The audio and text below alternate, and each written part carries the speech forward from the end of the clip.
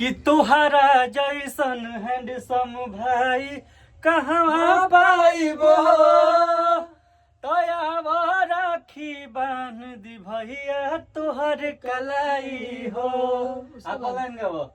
कि साथ निभाइब तोहसे कहीं क्रिया खाई हो आग लगा देब दुनिया में तो पे आ चीज आई हो। अंतरा का कि बहिनी हो तू ही हमार जानवा देखेगा होता है देख हाँ आइए फिर से कि तू ही हमार जानवा हो बहिनी हो परनवा हो बस चंदन से आखल मिठाई हो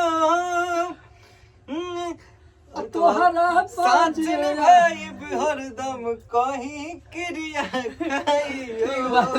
गाइस सिंगर जी भुला रहे हैं अभी लेकिन पूरा गाना 1 घंटा में तैयार हो गया। 1 घंटा में पूरा गाना तैयार हो गया एकदम जल्दी जल्दी जल्दी जल्दी जल्दी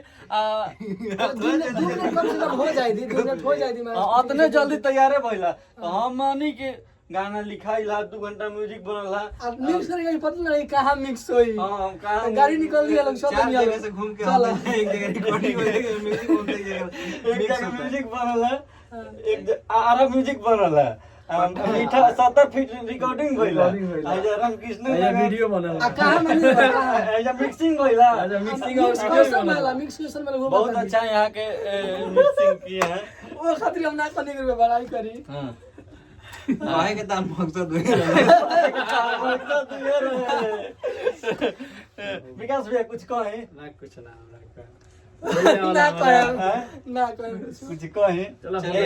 भैया का प्यार आप बता दीजिए कुछ आप कुछ बता दीजिए हीरो हैंडसम जो गाना बनाए आप लोग का गाना पहले खेसारी में बज रहा है वो इहे के बनैले बनी म्यूजिक डायरेक्टर देखिए बड़का न्यूज कैसे कहल जाला कैसे